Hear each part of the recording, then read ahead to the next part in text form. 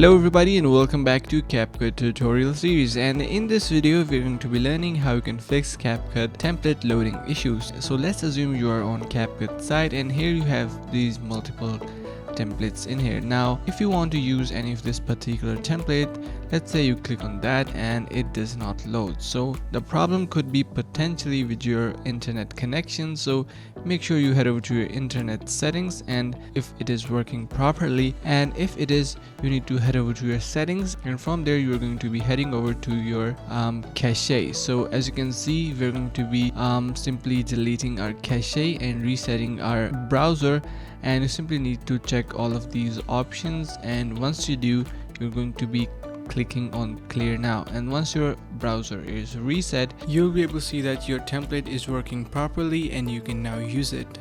I hope you found this video helpful. If you did so, make sure to subscribe to the channel, like the video and share with your friends. Thank you for watching. See you in the next one.